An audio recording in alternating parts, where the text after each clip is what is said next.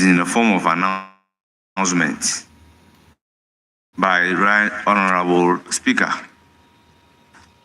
It gives me great pleasure to announce to this Honorable House that NIBS University, in collaboration with the Parliament of Ghana and under my distinguished leadership, will be hosting a breakfast meeting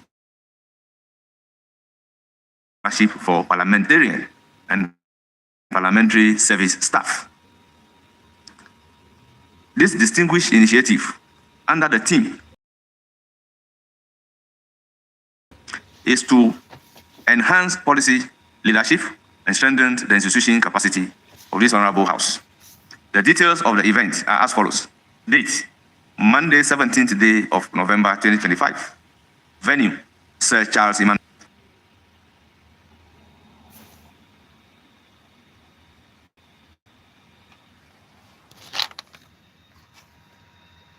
Time, 9:30 a.m. I warmly invite all honorable members to attend and actively participate in this significant occasion, which promises to advance our collective commitment to excellence in governance. Thank you. Honorable members, that is the formal communication from the Speaker.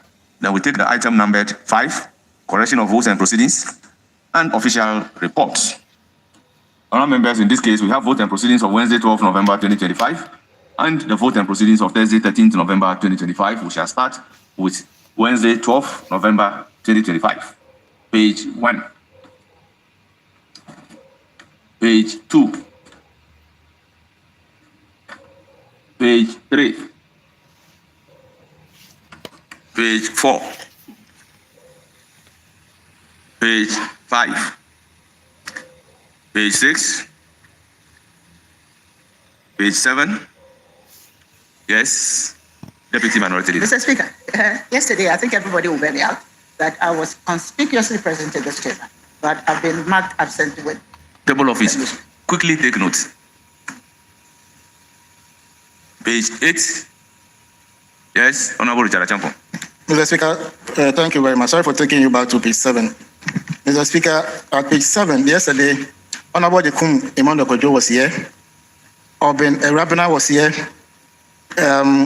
Jumero was here. Ibrahim Adam was here. What is it? Honorable members, let's take note that the vote and proceedings under consideration is Wednesday, 12 November 2025, not yesterday, 13th. I'm guided. Page 9. Page 10. Yes. Right, Honorable Speaker, page 10, I want your guidance on something. I know votes and proceedings captures events, but I also want to know whether it also captures the sequence of the events. If it does, if you look at page 10, number 8, the last line, which says, the Right Honorable Speaker withdrew from the chair at 5:02 p.m. Now, if you go back to 9, which is D. It's what? Page 10, go to, if you go to page item 10. number 8. Yes. Which has where the Right Honorable Speaker withdrew from the chair and you took over. If you look at it, you took over before, if you come back to page 9, before Honorable Zuela made her statement on the former First Lady, and then we had another statement from here on the former First Lady. You were on the chair. But the way it's arranged here, it appears all those statements were made before you eventually took the chair at 5:02 p.m. So I don't know where the sequence is, anything we can also look at. Well, probably they don't want to break the chain of the statement to bring this before. That is why the time that I took over was clearly indicated. Page 11. Page 12. Page 13. Page 14. Page 15. Page 16. Page 17. Page 18. Page 19. Remember, you on your feet? Page 20. 21. 22. And 23. Honourable members, in the absence of any correction in the vote and proceedings of Wednesday, 12 November 2025 is hereby adopted as the true record of proceedings. Let's go to vote and proceedings of Thursday, 13th November 2025. Page 1. Page 2. Page 3, page 4, page 5, page 6, page 7, page 8, yes, page 7, Richard Achampong. Mr. Speaker, I'm back again to page 7. Item number 2, under 4. Honorable Oben Erabina, yesterday she was here. She's marked absent, so the table office can correct. Table office take note. Page 8, yes. Speaker, thank you so much. Still on page 7, item 5. Item 5B, II. After the word Johnson, I heard that we delete that word and insert Asiedu. In its current form, it's not Asiedu. Then the same item 5, we go to X. Brigadier General Glover Ashon Annan. My check clearly shows that he is rather the commissioner for custom division of the GRA. But what we have here against his name, Table the office, could check. please, Then again, on the minor and do note, the correcting. the abbreviated nature of brigadier here should be looked at again. Normally, it's done BRIG without B. Thank you. Honourable member, regarding the brigadier, that is what you may perceive to be the correct position. But what was written to the table office is what has been captured. The written announcement that was given to the table office is what the table office has captured. So between that written announcement and what you are saying, which one should we take to be the correct position? Yeah, so I was only urging Mr. Speaker that they should check or double check. Again, I believe that my chairman's To name. correct something, you need to be sure that what you are saying is the correct position. Why would you ask me to go and check something that is correct? We are guided by the literature. Thank you very much. Honourable members, page 9. Page 10. Page 11. Page 12. Page 13. Honourable members, in the absence of any further corrections, the vote and proceedings of 13th November 2025 is hereby adopted as the true record of proceedings. Honourable members, let's turn to official reports. We have official reports of 4th November 2025 and 5th November 2025, and we shall start with 4th November 2025. Honourable members, is for your correction. Any correction? Yes? Speaker, unfortunately, we've not been served. We don't have. Is it not on the console? Email. We are moving towards paperless, so they have sent you email which contains the vote and proceedings. And on the console, we also have the official reports of 4th November 2025. Honourable members, any correction? In the absence of any correction, the official reports of 4th November 2025 is hereby adopted as the true record of proceedings. We also have official reports of 5th November 2025 under correction. Honourable members, any correction? Honourable members, in the absence of any correction, the official reports of Chairman of Business Committee. Well, Vice Chairman of the Business Committee. Yes, let me hear you. Speaker, our friend should resume his seat because the business statement. To respond to 37 questions during the week. The questions are as follows. Mr. Speaker, 6 of the questions are urgent questions and 31 are oral. Mr. Speaker, pursuant to Order 91(2), Minister of State may be permitted to make a statement on government policies. You may also admit statement by honourable members in accordance with Order 93. Mr. Speaker, in accordance with the Order 159, bills may be presented to the House for the first reading. However, those of urgent nature may be taken through various stages in a day in accordance with Order 160. Mr. Speaker, pursuant to Order 97, papers may be laid during the week and reports from committees may also be presented to the House for consideration. Motions and resolutions. Mr. Speaker, motions may be debated and other consequential resolutions, if any, taken during the week. Referrals at committees. Mr. Speaker, attached is the list of pending referrals before the committees for the attention of the House as part of the effort to remind the respective committees to expedite works on the referrals and reports to the House. A total of 292 referrals have been made to 25 committees for consideration and reports to the House. Honourable members are hereby notified that the committee has commenced scheduling the laying of reports on referrals at committees. Committees are expected to present their reports for consideration by the House. Mr. Speaker, the Business Committee urges all committees to prioritize consideration of the referrals and promptly report to the House in accordance with Order 2674. Commencement of budget statement and economic policy of government.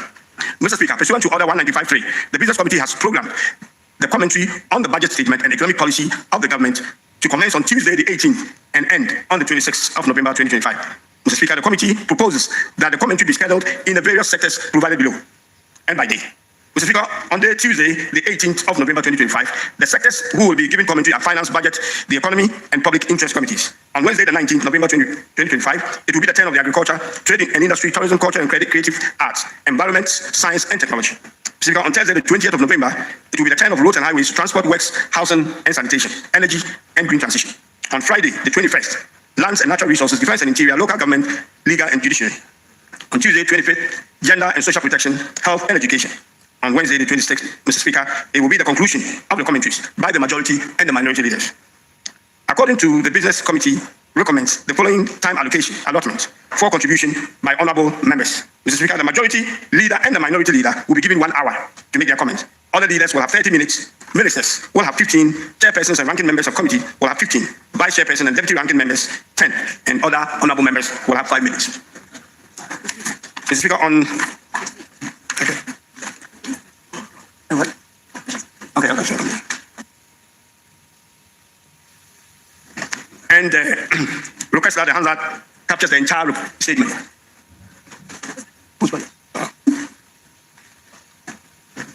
Mr. Speaker, just a second to clarify something. Thank you, Mr. Speaker. Mr. Speaker, I missed a couple of things before the conclusion, so I will. Submission of budget estimate. Mr. Speaker, the Business Committee urges the Ministry of Finance and other ministries and independent constitutional bodies to submit estimate to the House timeously for the consideration and approval. Mr. Speaker, on post-budget workshop, in view of the presentation of the budget statement and economic policy of government, a post-budget workshop is scheduled for Saturday, which is tomorrow, to Monday, the 17th of November 2025 at Alisa Hotel, Northridge, in Accra. Honorable members are entreated to take note and participate fully. Now, Mr. Speaker, in conclusion, in accordance with Order 2162 and subject to Order 67, the committee submits to the House the order in which the business of the House shall be taken during the week. Mr. Speaker, as I said, I would request that the hand that captures the entirety of the business statement. Thank you very much, Mr. Speaker. Thank you, Honorable Vice Chairman of the committee. Honorable members, business statement is duly presented. And now welcome comment from honorable members.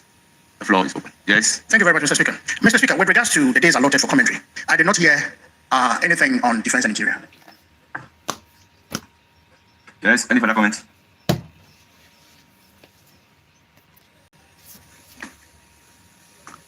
Well, honorable member, have you looked at page 2? Table 4, Friday, 21st November 2025. Yes, any other comments? Honorable, have you looked at it? I'm trying to. Very well, honorable, welcome. Thank you very much, Mr. Speaker. Right Honorable Speaker, I realized that on the 20th of November, one of my statements have been accepted and scheduled for me to make it. But I actually submitted 2 statements. The other one, I have not heard anything about it. I do not know whether it has been accepted or corrections will have to be made. Well, I advise that you get in touch with the table office so that you can resolve it with them. And secondly, I also have questions that have been filed for about 3 weeks now, which I did. Similarly, liaise with the table office. That I did. I have not received any response from them. So liaise with them. Yes. Mr. Speaker, let me draw attention to Works and Housing and Sanitation. We have 2 committees. We have Works and Housing, Water and Sanitation. So if they can be separated. Where have they put them together? And why do you ask that it be separated? Mr. Speaker, we have 2 committees now. Yes, they are dedicating that particular day For the 2 for the committees. 2 sectors to debate. Okay. I thought it would be Water and Sanitation separate from Works and Housing. Why? They are not doing it on daily basis. And it's not also on committee basis. It's not that they are dedicating one day for a committee or on a committee basis. Honourable members, any further issue? Yes, Honourable Frank Afriye. Speaker, thank you so much. Speaker, I thank your committee, particularly the chairman, for the statement. My concern is on the subject matter contributors. Over here, we've been clearly told how many times each member, depending on the category you fall in, can contribute.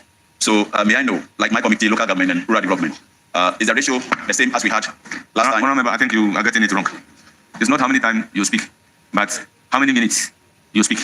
Sorry, And what is indicated here is that the majority leader, minority leader will have 1 hour. And other leaders and ministers.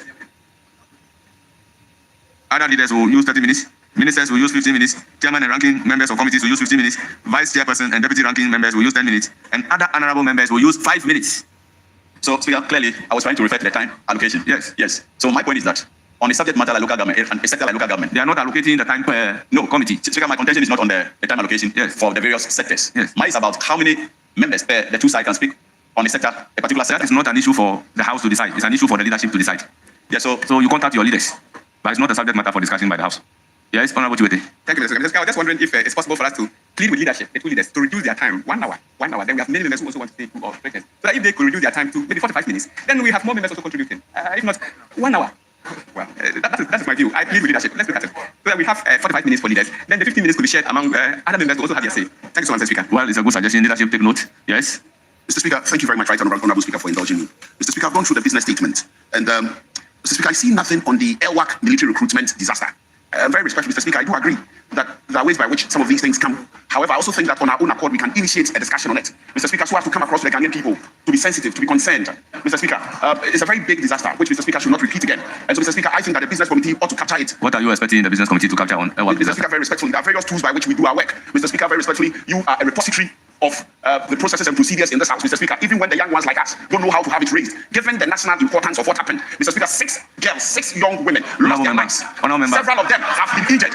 Mr. Speaker, we cannot, Mr. Speaker, we cannot pretend as Honourable member, can you resume your seat? Mr. Speaker, we can't pretend that nothing has happened. That's what's happening. Something must be done. Honourable member, your contact is becoming disorderly. Honourable member, may you resume your seat? Honourable members, we were in this house when the Minister for Defence came to brief the house and indicated that a committee is being formed to investigate the matter. Honourable members, we have taken 2 statements, one each from both sides. So if you want an issue to be tabled, you know what to do. You know what to do. Honourable members, Speaker indicated that we will now be using the hammer. So kindly take notes.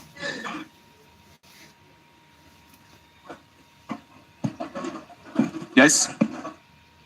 Speaker, if you may indulge me on the subject matter of the unfortunate incident that occurred at Airwork. You rightly recall that there were statements.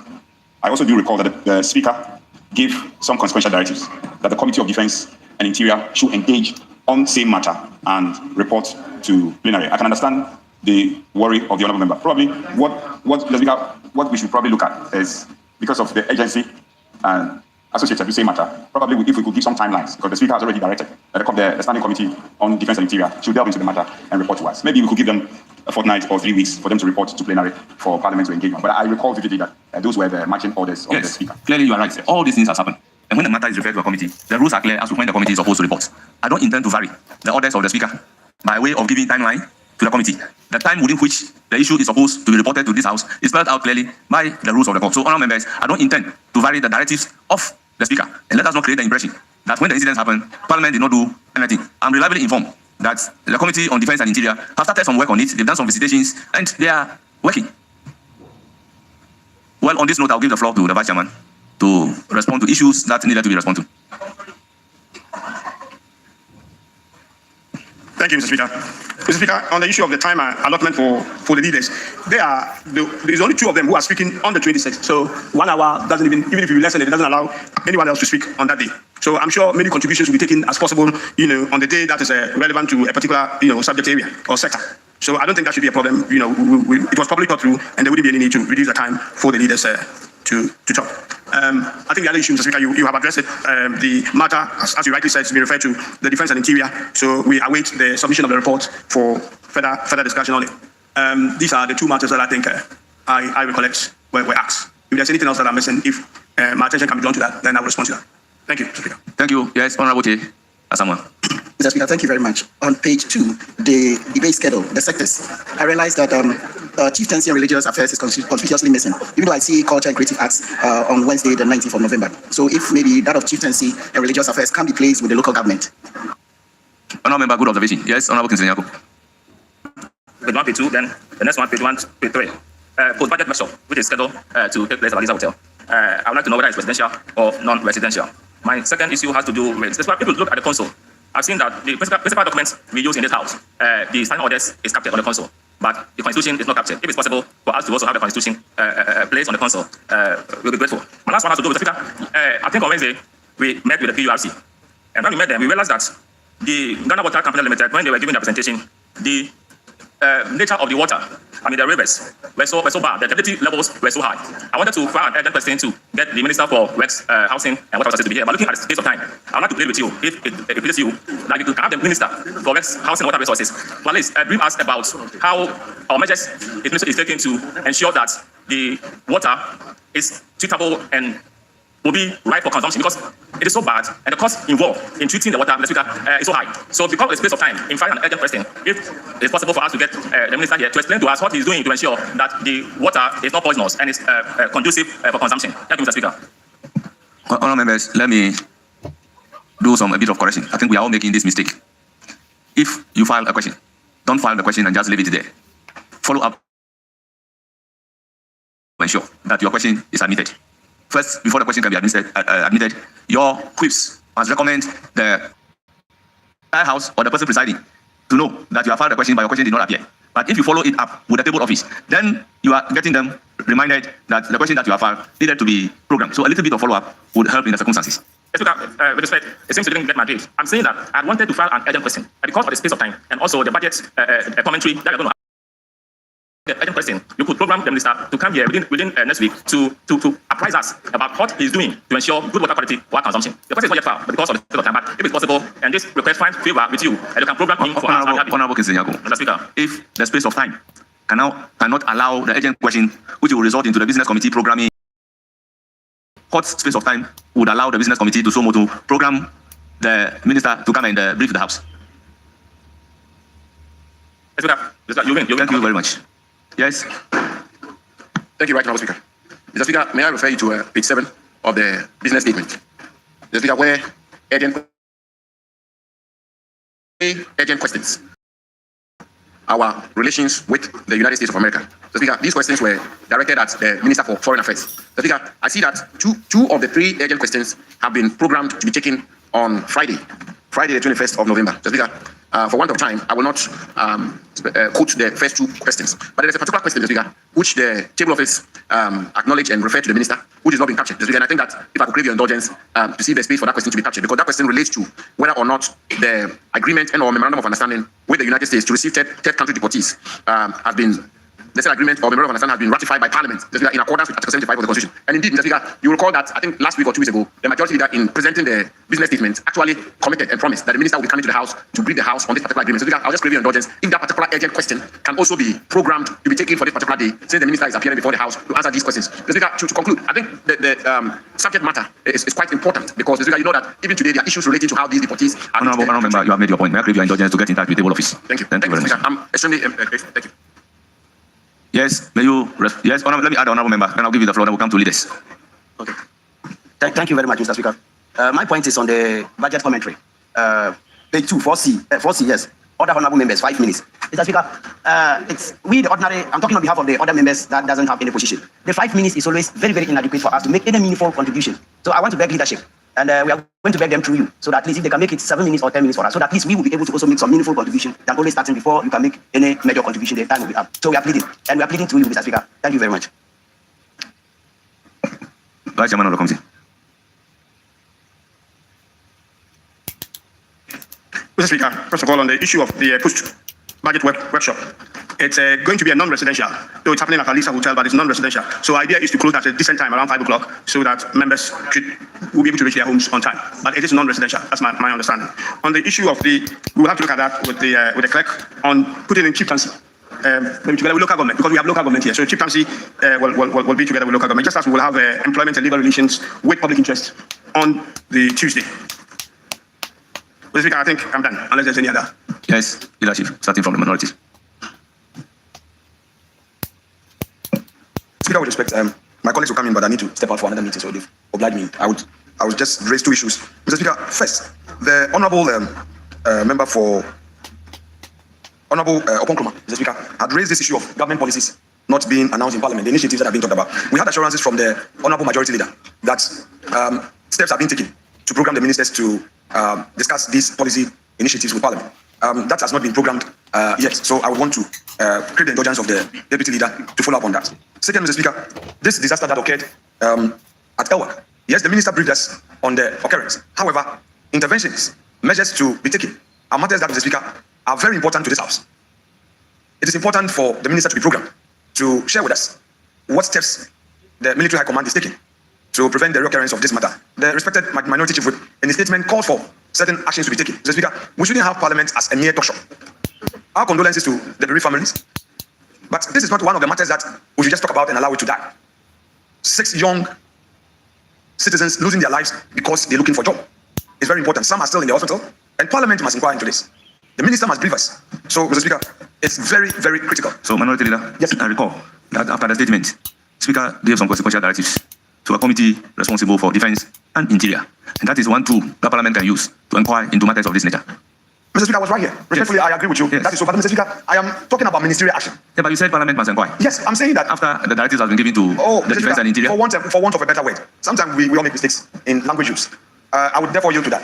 What I meant to say was that with Parliament giving that mandate to inquire, it is equally important for ministerial action to be taken for briefing. In any event, that ministerial action will perhaps serve as the primary data, the primary source of information to aid Parliament. So that is the reinforcement I wanted to see, Mr. Speaker. Yeah. Mr. Speaker, the other thing of concern for us as minority is this issue of bail conditions. Mr. Speaker, we know that bail condition as well. Mr. Speaker, lately a lot of our compatriots, Mr. Speaker, they are being prosecuted. They go to court, they walk in themselves, they are issued with criminal summons, they go themselves, and when they go, very onerous bail conditions are imposed on them. Mr. Speaker, we are not in any way bringing this matter up to attempt interfering in judicial processes. No, we are raising it as a matter of national concern.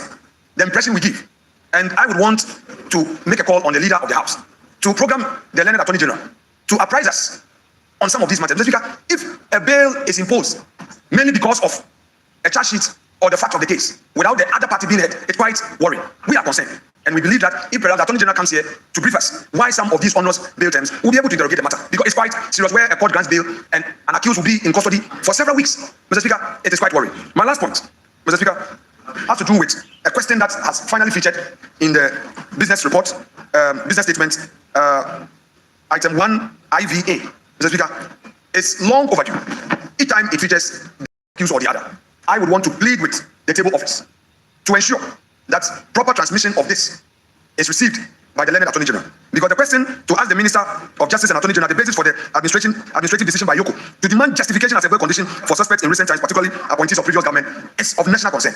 It's been since March, and each time the learned Attorney General is unable to appear. So I don't want it to just future without action. So table office, please, on the 18th. Yes, we're giving a date for it. Oh, Mr. Speaker, I don't want to sleep on my rights. We get it programmed, yes. And each time there's one excuse or the other. It's the reason why I'm raising it for the first time. I've never raised it. Yes, but some excuses might be due to an act of God. Mr. Speaker, it is possible. Yes. Or perhaps maybe the minister is having a press conference and is unable to come. That could also be another. But that cannot be an act of God. Could be also another reason. But Mr. Speaker, I think I will rest my case on this. The deputy majority leader says, boko, so we will be. There's no problem today. We'll handle you gently. So I'm done. I'm sure you're happy. Yes. Any more from minority leadership? Yes. Thank you, Mr. Speaker. Mr. Speaker, the chairman of the business committee indicated that debate will commence on Tuesday, on the comment on the budget will commence on Tuesday. But just wanted to draw your attention that if you can try to make copies available of the budget, so that members have copies, so that members will be able to have the copies of the budget, so that you can enable us as we prepare to start the commentary on Tuesday. And also, I know that you have stated that under Order 159... Honorable, I have an information for you. Every member has a copy of the budget in the pigeonhole already. Thank you, Mr. Speaker. I'm guided. Mr. Speaker, the chairman indicated that under Order 159, bills may be presented, but the lesbian, gay, bisexual, transgender Q, the LGBTQ bill, has been in the banner for long. It's surfaced, and the last time Speaker gave some commentary on it. It has taken too long. When will we introduce the LBGT bill in Parliament? And then the other thing is that last week there was an issue that the minority leader drew the attention of the majority leader to the effect that the unfortunate incident that happened on the 6th of August, the helicopter tragedy. Yes. Any other issue? I'll come to the majority side, please. Please, I'll come to the majority side and take your comment. Yes. Yes. Honorable Chief Whip, with all due respect, I'm now dealing with the leadership. Mr. Speaker, let me thank the deputy leader for the presentation. I'll start off by making some observations on the number of questions that have been scheduled for the ensuing week. So I see 5 questions for the Attorney General, Fisheries and Agriculture 4. I think except roads and highways, all the other questions are under 10. I know for a fact, Mr. Speaker, that we have a backlog. We have a backlog. Sectors just as employment, lands, education, tourism. There are a number of questions that are that form part of the backlog. And that leader, you agree with me, there was an earlier position of 10-question rule, that 10 questions per day, in an attempt to ensure that we dispense of the backlog as practically as possible. So I want to humbly suggest to you, yes, I'm aware we have budget debate, but we had also agreed that notwithstanding the debate, we will still take questions. After the debate, motion was appropriation, it will be practically impossible to be able to take many of the 300 questions that are outstanding. So leader, I am part of the business committee. I want to suggest, let's make room so that we can at least respect the 10 question per day rule. And then let me also help you here and also suggest that because we'll be having the debate, we should also be looking at extended sitting. So that if the House adopts that we should have extended sitting, then we can have the 10 questions per day rule and we can manage it to reduce the follow-ups. So that eventually we'll be able to do away with as many questions as possible. If you speak to many of our colleagues, there is a yawning worry on the number of questions that are still outstanding, and colleagues are quite worried about it. So, Deputy Leader, if you can take this in good stride. We see the attachment. So the attachment, over 200 referrals. That's quite historic. 200 referrals. And the last time, the position of the majority leader was that we should schedule these referrals and cause the committee leadership to come and speak to them.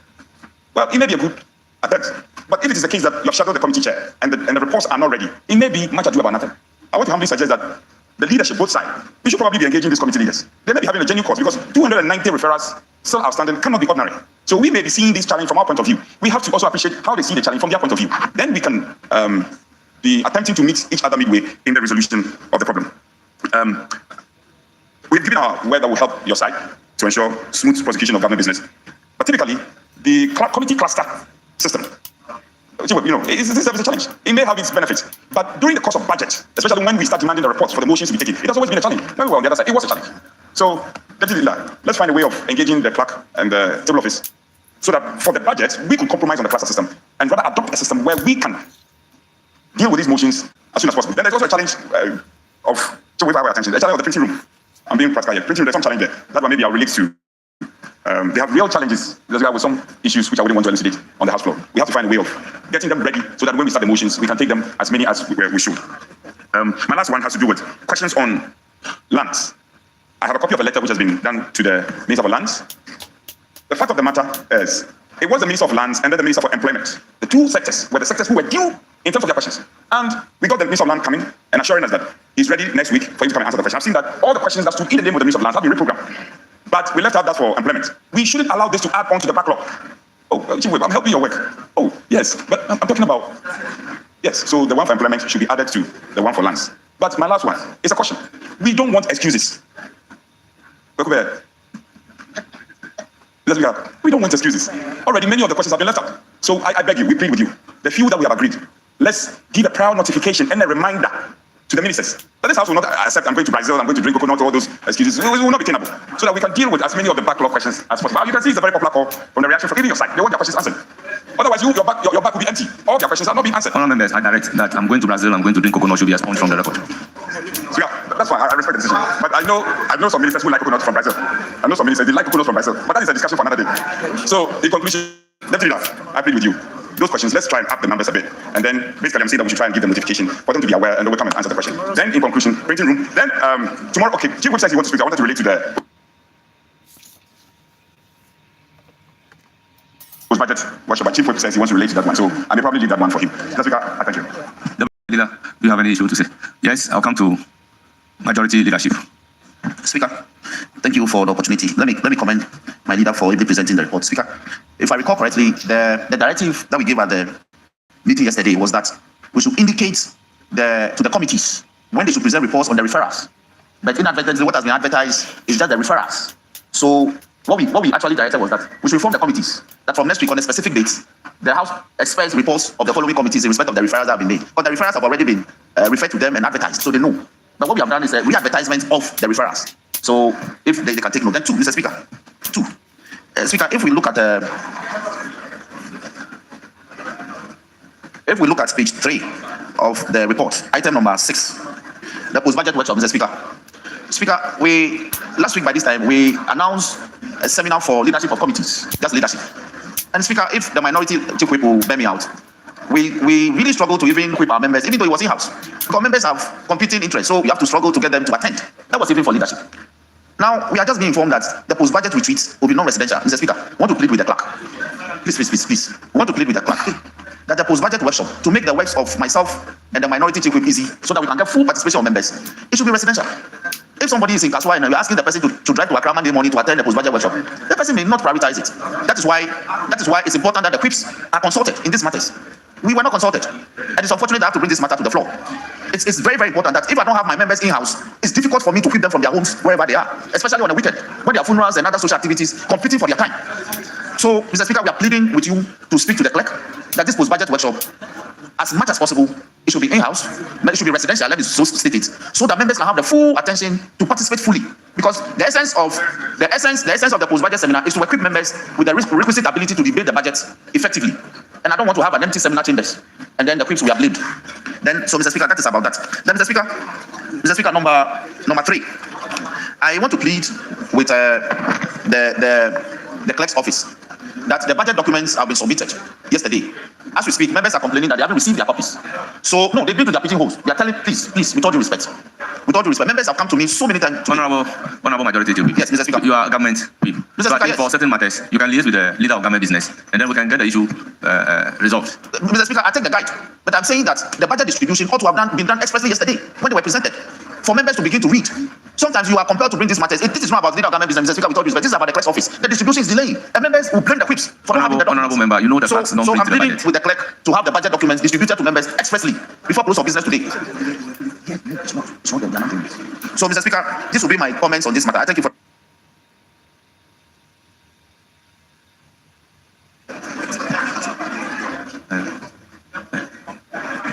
Honorable Habib, I believe strongly that the method that we have adopted, we should all appreciate it.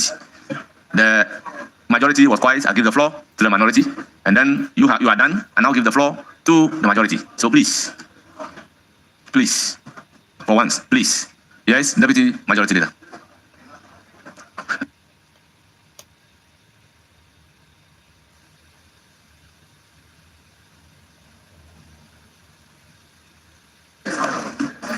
Thank you, Mr. Speaker.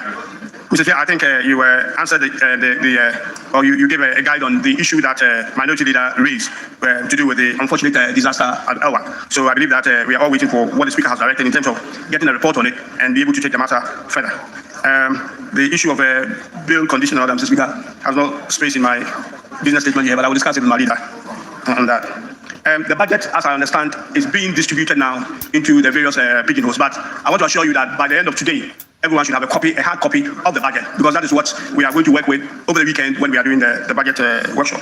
I think, Honorable Habib, you were at the business committee meeting, I'm not quite sure, but my recollection is that you were there when the leader raised the LGBTQ issue, that he needs to find his space and get it here.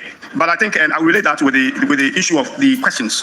Mr. Speaker, yes, we do have a lot of backlog that we need to clear. But my concern is that, Mr. Speaker, the manner in which we ask questions and answer them here does not usually allow us to take as many questions as possible. When you have a question being asked, and then you have a follow-ups, and that tends to go on. I mean, according to, in our standing orders, 77.2, I believe, we are supposed to spend an hour on question time, but we do sometimes 3 hours on it. So it basically pushes everything, backwards, and we are not able to accommodate as much as we should. But when I look at next week, considering that we are doing a budget debate, Chief Whip, Minority Whip, I've counted the questions, and I realized that on the average, we have about 8 questions a day. 8 questions a day. So we are quite close to the 10 you are talking about, considering that next week is also the budget debate. I think that should be okay. But then going forward, we need to keep an eye on making sure that we get the questions that we have agreed. But I will also urge leadership to guide our members to make sure that the questions are asked precisely, follow-ups are precise, and we're able to keep to the 1 hour time limit that we've given ourselves. If you ask only 3 hours for doing questioning, then we probably will not be able to achieve much. So it should actually cut both ways in terms of how we go about this. But I think in the next business committee meeting, we need to discuss a few things and streamline them. I do agree with you on the cluster issue, and I think that obviously needs to be discussed with the clerks and the table office to make sure that we resolve that issue. As you said, you didn't want to mention the printing room issue here, so I wouldn't also want to mention it here. We will make sure that we get the issue of that resolved. Mr. Speaker, I don't think the helicopter issue has any space here. We have a budget debate coming next week. Honourable member may want to discuss his helicopter matters, but not in the business statement for today. Mr. Speaker, thank you very much. Yes, Honorable Habib. Mr. Speaker, I'm grateful. I related with the majority chief whip on the issue that I wanted to say, so it's okay. Thank you. Thank you very much. Honourable members, business statement as presented is hereby adopted. Honourable members, permit me to acknowledge the student guests in our midst. We have New Avalavi, MA Basic School, led by Osu Moses, teacher. They are from Ketu North, the number 71.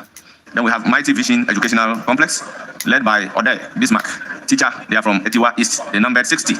Then we have Chifohima Secondary School, led by Busy Francis, teacher.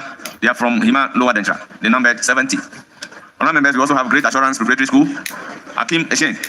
They are led by Sam Kweku Frederick, proprietor of the school. Asine Manso Akroso is where they are coming from. They numbered 63. We also have Sopon Catholic Boys and Girls, led by Philip Koku Sebo. They are led, he is the NCC director of the area. They are from Fansimai. They number 129. Honorable members, on your behalf, I welcome all of them to Parliament of Ghana and wish them a fruitful visit. Thank you. Honorable members, the next item after business statement is item 7, statements. And I want some guidance from the leadership. We have 7 statements.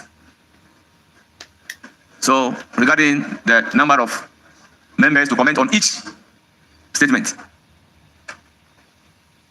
Yes, Deputy Majority Leader. Yes, Mr. Speaker. As you rightly said, we have a few statements here, 7 here. But I engage my friends on the other side, and we have agreed that we want to look at 3 on our side, since they have only 1 on their side, so that we'll do 4 statements, and then.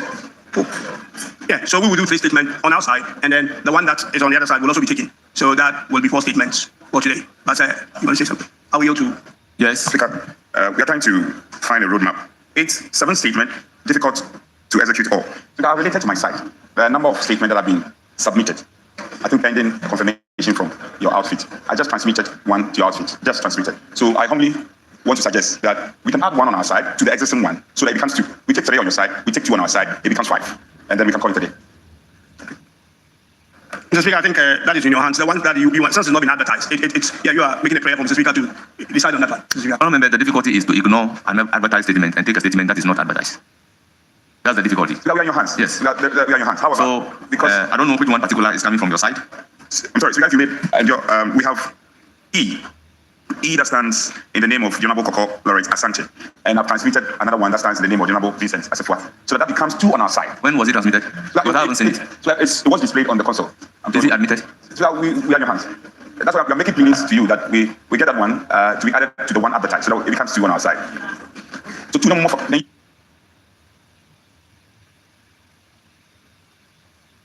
Are you sure the second statement you are talking about is on the console? Well, that was information I got that it was on the console. So whatever it is, we are pleading with you that we should have that one added to make it 2. Yeah, me, I'm telling you a clear difficulty. I want to be fair to all manner of people. Assuming you have a statement advertised, yours rather advertised will not be taken, but the one that is not advertised will be taken. So you just saw leadership. We have a role. For instance, yes, I know the leadership has a role to play, but this issue of the statement is not coming from this side; it is coming from this side. I have presided over the house and have taken more statements from my left side than the right side. So for me, if you are agreeing that let's take the first 2, let's take the first 2, 3, 4, or let's take this number of the statement out of the ones admitted and advertised, then I would agree with you. Yeah. Other than that, it defeats the purpose of having the statements advertised. Yeah.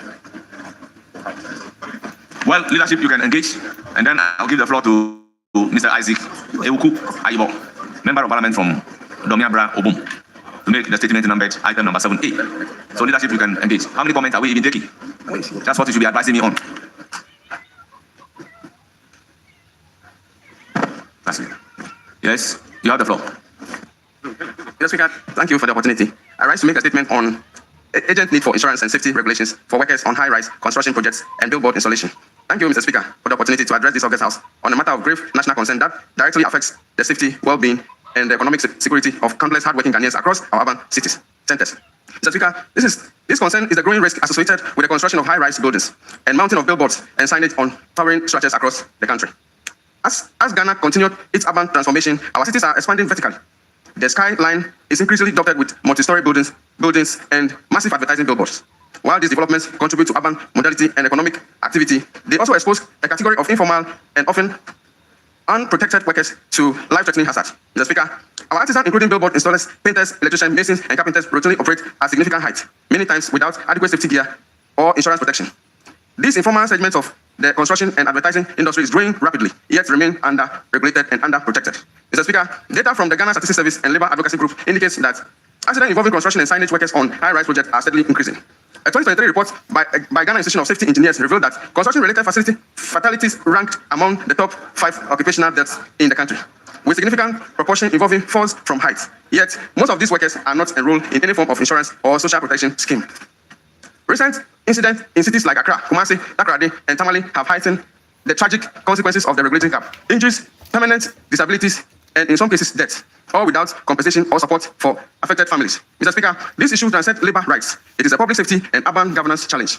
Many metropolitan, municipal, and district assemblies, despite ensuring permits for outdoor advertisement, lack the capacity to enforce basic occupational safety standards. Mr. Speaker, to address this dire situation, I humbly propose the following policy interventions for urgent consideration by government through the Ministry of Works and Housing in collaboration with the Ministries of Employment, Labour and Jobs, and local government, chieftaincy, and religious affairs.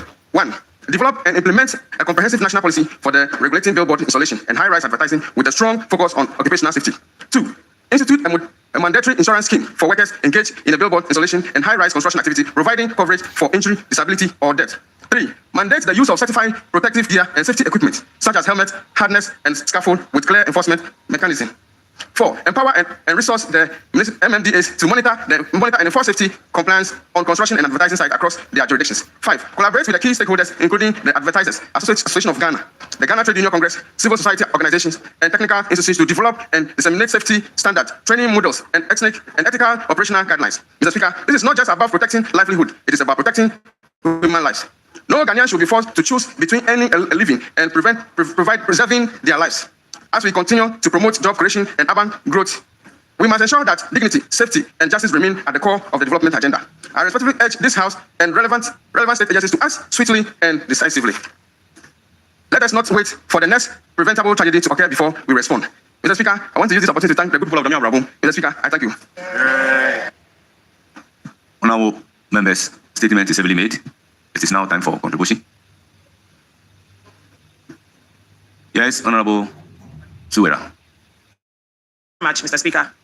Thank you for the opportunity. Mr. Speaker, let me commend my colleague here, Honourable Isaac Auku, the MP for Domiabra Obum, for this very timely statement. Mr. Speaker, there are a lot of things that we take for granted in this country. And I think one of those is the obvious oversight that we sometimes are unable to provide over some industries and business activities in this country. Mr. Speaker, there's no doubt about the increasing number of high-rising buildings, high-rising billboards that have taken over the skylines of this country. And as the maker of the statement rightly indicated, we have not so far been able to put in place the requisite requirements to ensure that the young people, and mostly it's the young people who are involved in this high-rise activities, construction, are adequately protected, first, to guard their safety, and second, to be compensated in the event that there is any accident. Mr. Speaker, you need to drive along the motorway through to the N1, and you see all these high-rising billboards. These days, they are even rolling videos. You know, it's no more like pictures, but videos are running about funerals, weddings, church conventions, Muslim conventions, and so there is a lot happening there. So I want to urge and to add my voice to the maker of this statement that it's about time that the Ministry of Housing, the Ministry of Local Government, because the permits to mount the billboards come from the local assemblies, we need to begin to engage them to ensure that they require businesses who come to them for permit to provide certain documentations, especially in the area of safety and insurance. Insurance is a risk for everybody. Most businesses think that paying insurance is throwing good money away. No. That is why it is called insurance. The artisan who is working for you needs a fallback position in the event that there is any tragedy. That money cannot buy. So when we reduce everything to money, businesses are not willing to insure their staff, their employees, insure their businesses. Then people go and they are maimed. And Mr. Speaker, you know what happens? All these people who work in this industry are from our constituencies. And you and I know, when they have no fallback position, they come to the MP. The member of parliament becomes the insurance. Mr. Speaker, we have a duty to ensure that the right thing is done so that people can be protected as they go about working. Contribute to the statement. And I want to commend the maker of the statement. Right, Honourable Speaker, government has realized how the advertising space is insanitized. And so a committee has been formed under the Ministry of Local Government, that's a technical working committee, to ensure that we work with assemblies to get the space sanitized. That is indiscriminate mounting of billboards that are mounted above the height that they're supposed to go. And so I'm just from a meeting with some members of the technical working committee very soon before Christmas, and to ensure that where billboards are mounted and they're not supposed to be there, we are going to pull them down, working together with the assemblies, that's the MMDAs.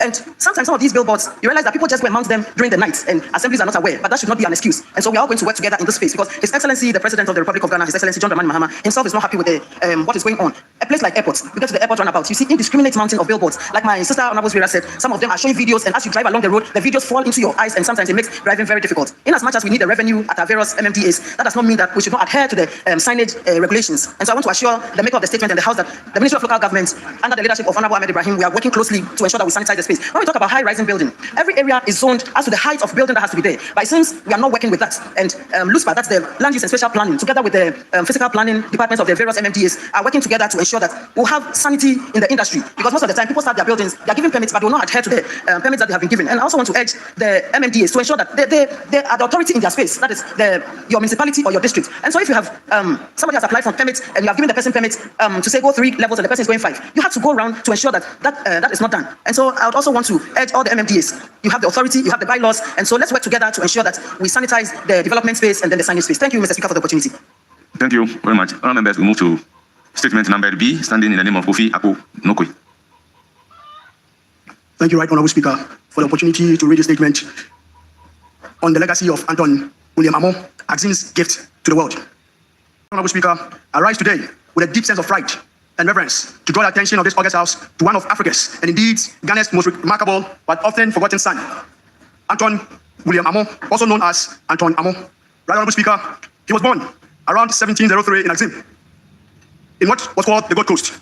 Anton Amo's life defies the limitation history of new places on Africans, because it was in the era of slavery and colonial domination, taken as a young child to Europe, reportedly as a gift from the Dutch West India Company. The German Duke Amo overcame the traumatic foundations of his displacement to rise first African to attend, Right Honourable Speaker, and teach in a European university. Mr. Speaker, his journey from the coast town of Axim to the lecture halls of the University of Halle, Wittenberg, and Jena in Germany is nothing short of extraordinary. He earned a doctorate in philosophy, became a lecturer and published academic and debated the greatest minds of enlightenment. His contributions to literacy, Mr. Speaker, philosophy, and historical discourse challenged racial stereotypes at a time when Africans were viewed as inferior beings. Amo, Mr. Speaker, wrote extensively on rational thought, legal rights, and dignity of human beings. That's ideas that resonates with today's principle of justice and equality. Eminence in the 18th century Europe, a feat that remains inspirational centuries later. His achievements remind us of, Mr. Speaker, resilience, intellect, potential. It reminds us of resilience, intellect, and potential of the African spirit, even in the face of unspeakable adversities. Mr. Speaker, the story of Anton Amo, the young man from Axim, my hometown, is not only mere of historical importance, it is a story of motivation and purpose for the Ghanaian youth. From his life, Mr. Speaker, we learn that where you begin, Mr. Speaker, does not determine where you go, where you can go. We learn the importance of, Mr. Speaker, education, perseverance, identity, and the pursuit of excellence. In him, Mr. Speaker, we see that even in chains, Mr. Speaker, the African mind can rise and soar. Mr. Speaker, I call on this August House, Mr. Speaker, and the government of Ghana to take deliberate steps, Mr. Speaker, to honor the legacy of this great son of our land. Among the ways we can do that, Mr. Speaker, are 1, instituting an annual Anton Amo lecture series on African philosophy, history, and education. Erecting, Mr. Speaker, a monument or renaming an academic institution in his honor, especially in the Nzima area or nationwide, Mr. Speaker. Mr. Speaker, number 3, integrating his life and works into the educational system, into the educational curriculum to inspire, Mr. Speaker, generations to come. The 4th, Mr. Speaker, is partnering with Germany, with the German institutions, Mr. Speaker, especially where he taught and where he lived, to preserve and promote his writings and philosophy through joint academic research. Mr. Speaker, the last one, establishing a scholarship or academic chair in his name, which is focused on philosophy, African studies, and post-colonial history. Mr. Speaker, Anton Amo is not just a historical figure. He is a symbol of African brilliance, endurance, and contribution to global knowledge. Let us let his name from the footnotes of European academic journals into the consciousness of every Ghanaian child. For in honoring Amo, we honor our own shared heritage. Thank you, Right Honourable Speaker, for this opportunity. Honourable members' statement ably made. I give the floor to Honourable Former Minister. Mr. Speaker, thank you for the opportunity. Mr. Speaker, Anthony Amo, as he was affectionately called, is expected to be one of the first professors of Ghanaian origin. As a regional minister, when I was writing the Discover Western Region, I did some literary research on him. And it is known that he had died at the fort in Shama. Mr. Speaker, as of 2020, 2024, and 2025, a lot of places, streets, squares in Germany had been named after him for the work he had done on the mind, and even disputing major theses of Locke and others. Mr. Speaker, such a brilliant mind coming from Ghana clearly shows that no matter where you are born, you can shine. And I believe that if you take the age that he got his PhD, around 27 years, and professorship around 32 years, you will come to realize that Anthony William Amo had done so well to project Ghana and the black race.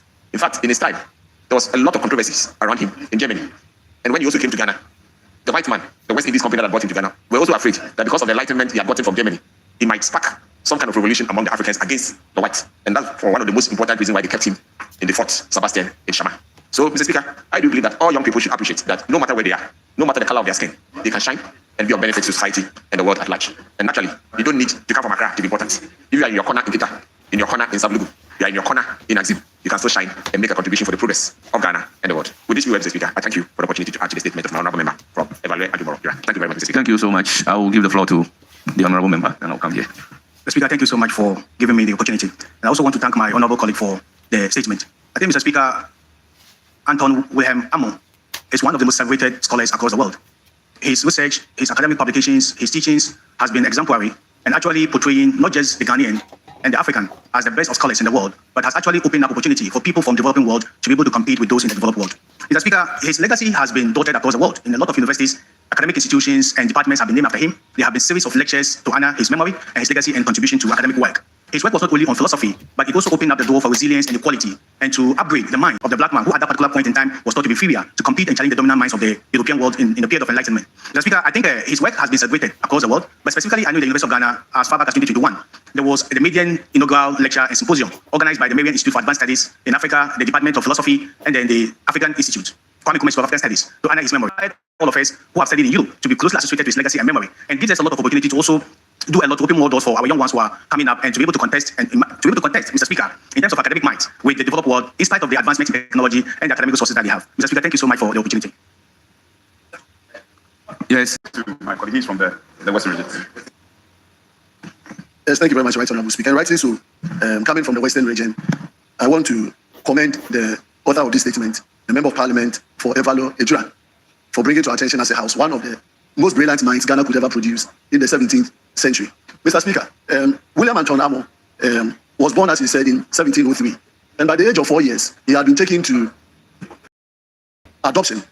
Mr. Speaker, over his days and years, he grew up to become one of the most powerful, challenging minds that the world, particularly in Germany, where he brought his scholarliness into